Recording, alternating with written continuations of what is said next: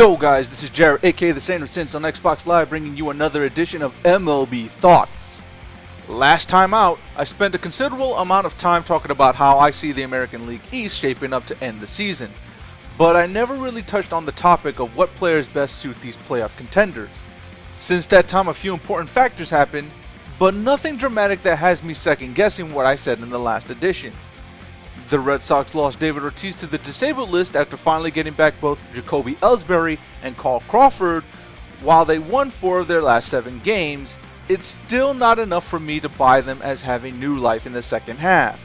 Pitching is their biggest issue, and while they're eyeing Ryan Dempster along with big names like Cole Hamels and Zach Greinke, I don't see any of those additions actually happening or being enough to help the team climb into the race over the better built Orioles or the better managed Rays. Meanwhile, the Blue Jays also made some waves during the aftermath of having Jose Bautista go on the 15-day DL. They managed a 10-player trade with the Houston Astros that saw them parting with 7 players. Trading the services of Francisco Cordero and Ben Francisco along with 4 minor league prospects and a player to be named later in exchange for J.A. Happ, Brandon Lyon, and David Carpenter. At first glance, I was willing to write this off as a victory for the Jays as they get a reliable bottom end of the rotation arm in Happ, who is controllable through 2014, while dumping the ever-growing toxic mess that is Cordero. But a closer inspection left me realizing that this deal may end up favoring the Astros in the long haul as they pick up 3 of the Jays' top 20 prospects for essentially 1 long-term investment player who will fill out the back end of their rotation. I'll get into why I think this favors the Astros in a future edition. For now, we've got to wrap up the American League and where I see teams standing and ultimately falling. We'll continue with the Central, where I'm signing off the Minnesota Twins and Kansas City Royals as dead on arrival. It's easy to see what sunk these 2 franchises. Pitching. The Twins had a sloppy rotation that hasn't aged well and hasn't been able to produce an exciting young arm out of the farm system that can reliably become the centerpiece of their rotation for the next 5 years. Well, that was the case until Scott Diamond appeared on the scene this season. Thus far, he's the only pitcher on the rotation with at least 10 starts to post under a 4 ERA. Cole DeVries is not too far behind with his 7 starts and a 3.95 ERA. Since June 5th, Liriano has turned around to post a 2-4 record with a more respectable 3.14 ERA and a 1.06 WHIP. His strikeout to walk ratio is still a bit high, but perhaps a new change of scenery will do the lefty some good. But while the Twins know what kind of mess they're in and are aware of their situation, the Kansas City Royals had already made it painfully clear that they were going to remain in the hunt this season by claiming they would be buyers come the deadline. This is with no rotation to speak of. They rank 28th in starters ERA in the league with a 5.35. Things had gotten so bad that the team designated Jonathan Sanchez, the player obtained from the Giants in exchange for Melky Cabrera, for assignment, only to end up flipping him to Colorado for Jeremy Guthrie. Guthrie was an off-season trade acquisition for the Rockies that ended up being a bigger disaster than the Jamie Moyer signing, as he posted a 9.50 ERA with a 3.68 batting average against in Coors Field. It's not going to be enough to just claim the Rockies' bad dealings, as they're still getting poor production out of the rest of their rotation. And though their bullpen isn't bad, it's certainly not good enough to garner them much success in the second half, let alone in the postseason. Teams are already sizing up pieces from their bullpen for their own playoff push, and it likely will be hard to not bite on some of the offers for Jonathan Broxton, who is eligible for free agency at the end of the season. But while the Royals seem to hold delusions of grandeur, the real teams of the Central who have a legitimate shot at taking the division pennant are currently fighting it out in a big way and will all be buying come the end of the month. For me, the frontrunners have to be the White Sox. The team last season only managed to get production out of 3 of its bats in the lineup at any given time. This season, they've not only improved in their rotation and strengthened their bullpen, but they're finally getting the kind of production this lineup was more than capable of. They also managed to fix up the issue of third base by picking up Kevin Youkilis in exchange for bench pieces in Brent Lillibridge and Zach Stewart. Both the White Sox and the Red Sox benefited mutually in the deal, as Youkilis' down production over the past 2 seasons only continued to block an opening for young third base rookie sensation Will Middlebrooks. For the Southsiders, it's clear what they'll be in the market for: a bat at second base, a reliable middle of the rotation starter, and a couple of bullpen arms. One of those pen arms will need to be a far more reliable closer, as Addison Reed doesn't look to have the chops for the job. And for a postseason team, it's absolutely vital that you have a reliable lights-out back end of the pen. For me, while they're strong enough to take the Central, they're still the bottom of the pack for the postseason teams. I would rank them fourth behind the Yankees, the Rangers, and the AL wildcard team, whoever that might be. The problems are very significant and are big issues when sizing up against the rest of the best that the American League has to offer. Some of you might be asking yourself, why wouldn't I give the edge to the Tigers?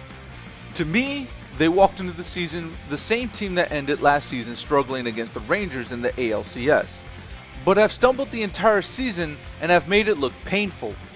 From the start, the Prince Fielder signing was nothing more than a replacement bat added to the lineup in lieu of Victor Martinez going down with what was thought to be a season-ending injury.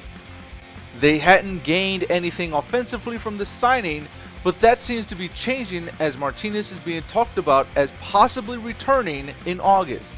Should he return, that would actually make this lineup formidable and threatening, something the Tigers have been lacking. Secondly, the team's rotation is still hard to judge, as Porcello has flashes of brilliance, but like Phil Hughes, fails to pull it all together for that all-impressive breakout season. Max Scherzer has also been a disappointment in terms of his consistency. Doug Fister had a setback with an early season injury that took him some time to bounce back from fully, but ultimately he's still only a solid 3-man in the rotation, and right now they're in need of a better 2. Then comes the merry-go-round 5th starter spot for the rookies, as Drew Smyly has shown he's not fully ready, Casey Crosby looked horrid in his 3 starts, and the organization's top-rated prospect, Jacob Turner, has looked putrid in his first 2. One of the main issues that holds the Tigers back is after Verlander, there's no one that is as reliable or as durable in this rotation to help the cause behind their ace. Like I said, Fister is a good 3, but that still leaves the hole for the 2-man. Someone that should be much more like what the ace is in terms of being almost an automatic victory for the team and a reliable rest for the bullpen. Right now, when I look at the top playoff teams, I see 1-2 punches like Jake Peavy and Chris Sale for the White Sox, Colby Lewis and Matt Harrison for Texas, Steven Strasburg and Gio Gonzalez of the Nationals, and the tandem of Matt Cain with Madison Bumgarner for the Giants, to list just a few great examples. At the moment, the Tigers don't even have as good a tandem as the Yankees' CC Sabathia and Hiroki Kuroda. And that's been a shaky fit for New York fans, as both have had their rough patches and some pretty ugly months to start the season. For the Tigers, locking up a deal with the Cubs for Dempster would take the team a long way in the right direction and becoming more suitable for the Central pennant. Realistically, I could see cheaper and better fits in Jason Vargas or Wandy Rodriguez filling in that 2 spot in the rotation. Swinging a deal for either of these pitchers would certainly fulfill their need of making the playoffs. But they also have some issues to work out with their bullpen, as they're getting a down year from Valverde. They won't be in need of a new closer, but it's worrying that he's not been as sharp as he was in his previous 2 seasons with Detroit. Namely, his strikeout to walk ratio and his K9 being down. Comparatively speaking, the Tigers and White Sox have virtually identical bullpens, the only major difference being that the Tigers have the better closer of the 2 teams. Rounding out the playoff hunting teams of the Central are the scrappy Indians. With the current resurgence of the Tigers to take first place as of this recording, I have to reluctantly return to the reality that they're likely going to finish 3rd in this run. Originally, I had them sitting behind the White Sox, just missing out on taking the Central. With the Tigers finally starting to string together impressive victories, I have to relegate them to 3rd, where once again their woes watch another what-if season go down the tubes. And it's probably for the best. Their needs are probably the greatest of all the playoff contending teams I'm about to cover. They desperately need production out of the corner infield spots, as Jack Hanahan and Casey Koshman are doing little to nothing offensively. They'll also look for backup catchers, as they're still fully behind Carlos Santana being their future star, but right now he's been absolutely putrid this season. This is a team that's going to be in the market for a power bat, but there aren't a whole lot on the market from what I can gather in my notes. Top this off with a heavy need for starting pitching and bullpen aid, and this team is stuck somewhere between building for the future or gutting their farm system on a win now mentality that has almost no shot of bringing a legitimate title to the state of Ohio.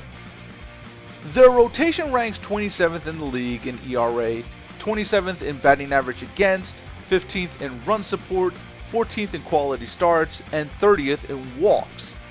This team would have to gut itself to get a pitcher to put at the top of their rotation, as Ubaldo Jimenez, Derek Lowe, and Justin Masterson simply haven't been very good all season long. If they try to contend for the big name aces like Greinke, Hamels, or Dempster, then they could expect to hear 18-year-old prospect Francisco Lindor be brought up, and that's a price too high for two of these three names, given that they're free agents by year's end. And to make matters worse, their bullpen fares no better, ranking 22nd in the league in ERA, 9th in batting average against, and 15th in walks. They'll be in need of replacements to Tony Sipp, Nick Hagedorn, Scott Barnes, and Dan Wheeler. With any luck, the signing of JC Romero will aid this bullpen by providing it a lefty specialist, should he return to his Phillies form from 2007 through 2009. Anything short of that, and he'll prove to be another anchor to this already sinking ship.